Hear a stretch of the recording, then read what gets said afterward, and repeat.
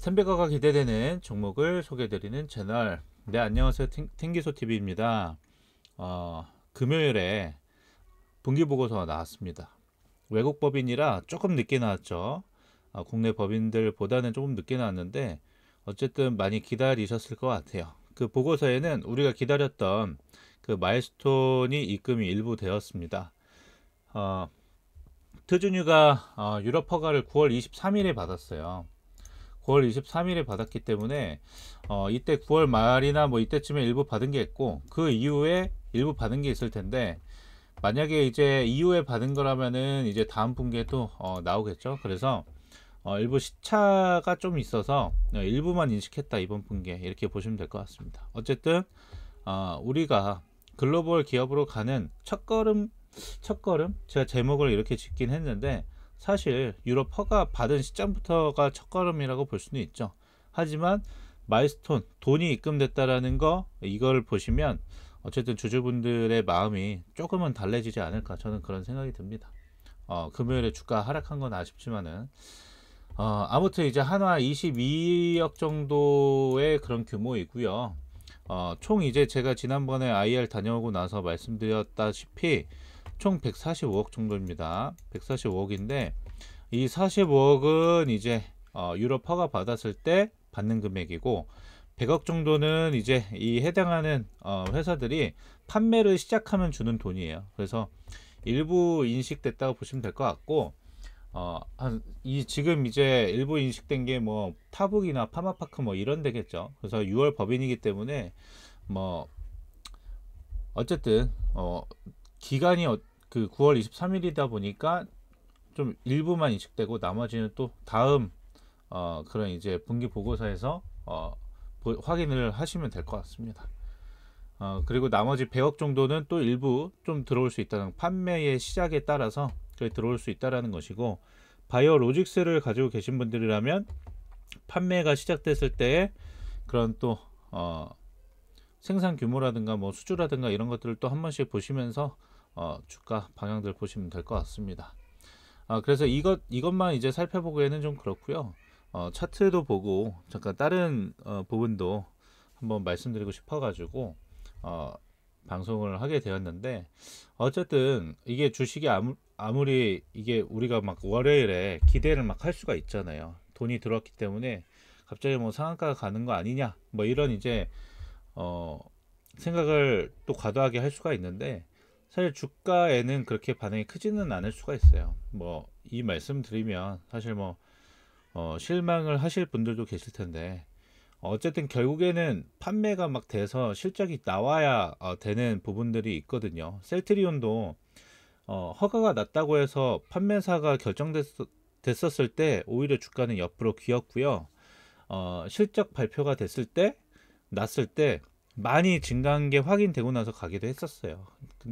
근데 이 프레스티지 바이오 파마는 어쨌든 이 마일스톤 수령한 것도 있고 뭐 이것뿐만 아니라 미국에 이제 FDA 신청하는 것도 있고 아바스틴 바이오 시밀러도 있고 최장도 있고 발표할 게 딱 계속해서 몰려 있다 보니까 이거에 대한 모멘텀이 좀 강한 부분이 있거든요.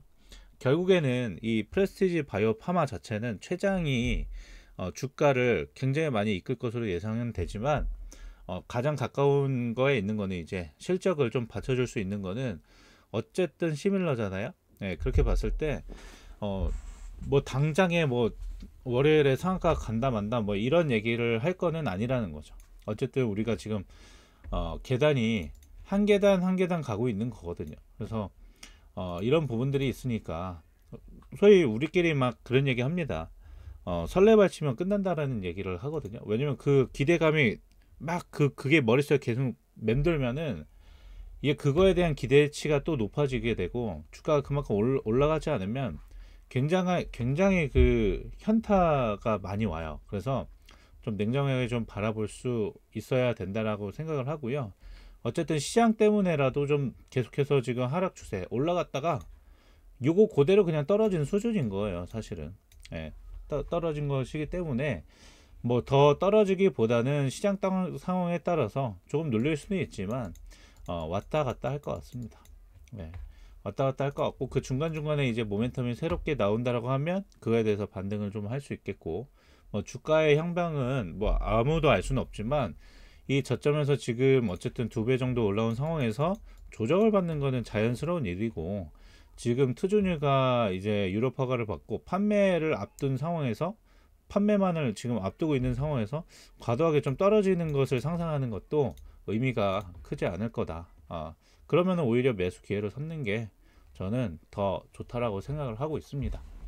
어쨌든 그런 부분이고요. 왜냐면은 금요일에 이렇게까지 떨어질 거라고 생각은 안 하셨을 텐데 어쨌든 5.4%나 떨어졌습니다. 근데 아무래도 제가 계속해서 말씀드리지만 이 프레스티지 바이오 파마는 지금 기관들이 뭐 사고 싶어도 살 수가 없고, 애널리스트들도 지금 뭐 보고서를 내고 싶어도 막 내기가 힘든 지금 종목이에요. 그렇기 때문에 누구도 지금 주가를 막 올라가길 바라진 않을 수도 있어요. 왜냐면은 일정 기간의 그런 모멘텀, 그러니까 마일스톤 일부 수량돼서 나올지, 보고서가 나올지 안 나올지는 모르겠지만 아직까지는 일부 인식된 거기 때문에 보고서가 나올 것 같지는 않거든요.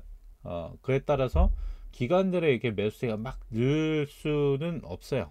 네, 그런 상황 속인데 어쨌든 올라가면, 과도하게 올라가면 보고서가 또 나오겠습니까? 부담스러워서 그렇지도 않거든요. 그래서 어쨌든 개인들의 수급으로 이제 이루어진 거기 때문에 시장 상황 그런 것들을 보면서 일부 이제 또 손절 물량이 좀 나왔다 이렇게 보셔도 무방할 것 같습니다. 지금은 사실 떨어지고 올라가는 거에 큰 의미를 두기가 좀 어렵기 때문에 뭐 지금 뭐 아무 의미가 없잖아요. 어쨌든 그 호재라고 할 수 있는 부분에 가까워지고 있는 그런 마일스톤 수령을 했다라는 것을 확인했고, 그에 따라서 이 트주뉴가 판매를 안 한다고 하면 마일스톤 수령도 못 하는 거잖아요. 그렇기 때문에 이 판매할 수 있는 그런 이제 목표에 계속 가까워지고 있다라는 것을 확인하시면 좋을 것 같다는 말씀 드렸습니다. 그리고 어쨌든 트럼프 시대가 왔기 때문에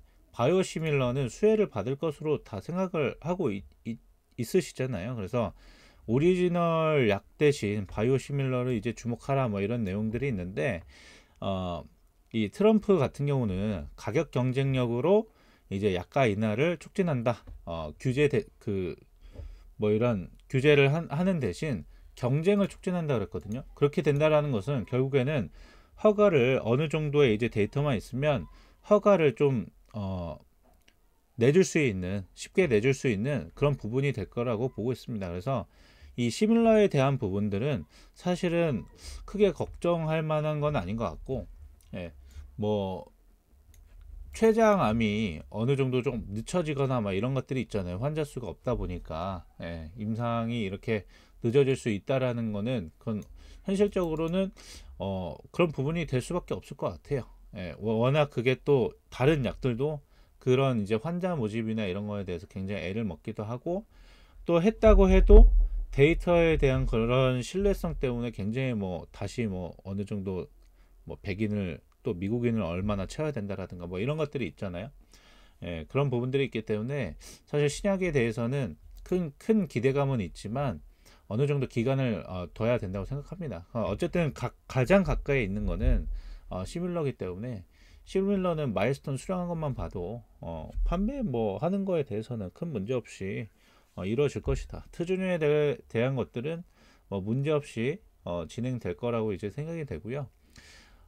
그 다음에 이제 뭐 FDA 신청하는 거는 또 시장이 또 트럼프가 되면서 받쳐주고 있다고 생각을 합니다. 그렇기 때문에 지금 뭐 굉장히 힘드실 거예요. 아무래도 이제 미국 주식 대비, 우리 국내 주식보다는 미국 주식 대비해서의 그런 이제 상대적인 그런 박탈감, 그런 것들이 굉장히 좀 많이 느껴지시는 분들이 있으실 것 같기도 해요.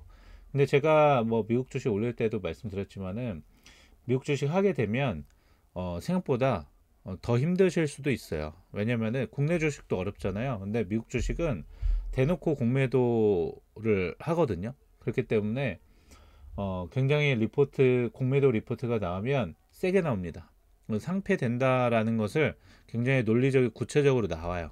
근데 제대로 공부하지 않으면 사실상 거기에 또 주가가 공매도에 리포트가 나왔을 때 주가에 영향을 받으면 또 말리거든요. 그랬을 때 상당히 또 잠도 못 자고 그런 경우도 생깁니다. 그래서 적절하게 미국 주식과 국내 주식을 섞어서 하시면 좋을 것 같다는 말씀드리겠고, 지금이야 테슬라가 뭐 트럼프 수혜다 뭐다 하면서 이제 날라가서 좋은 얘기만 나오지만, 얼마 전까지만 해도요, 캐시우드가 테슬라 지분 막 사고 어, 했었거든요. 그 저점까지, 최근 저점까지 갔을 때 테슬라는 뭐 테슬라 지분을 더 늘리고 했었는데, 오히려 엔비디아를 안 샀다고 조롱을 받기도 했었습니다. 주가라는 게, 주식이라는 게 올라가면 원래 환호를 받고 떨어지면은 욕을 먹는 겁니다. 그렇기 때문에 장기적으로 가시는 분들 중에서 굉장히 거기에서 흔들리시는 분들도 많이 계실 수 있으실 것 같아요. 근데 그런 상황일수록 뭐 이런 이제 기준점을 잡는 거죠. 어쨌든 트준위에 대한 게 이제 단기적인 기준이라면 그거에 대해서 이제 문제될 건 없다 보니까 편안하게 뭐 가져갈 수 있는 부분이 아닐까 싶어요. 그리고 국내 증시도 어차피 다른 주식은 더 안 좋습니다. 지금 반도체, 2차전지 다 안 좋죠. 그런 상황 속에서 어쨌든 뭐 지금 저는 이런 상황이 올수록 이 바이오 쪽은 계속해서 돌고 있다고 보고 있는데, 프레스티지 바이오 파마가 결국에는 그 미래에는 좀 바이오 대장주 역할도 주도주로서 역할을 할 수 있는 시기가 올 거라고 저는 강하게 믿고 있습니다. 그래서 이렇게 계속해서 영상을 연속으로 찍는, 프레스티지 바이오 파마에 대해서 계속 영상을 찍는 이유도 있습니다.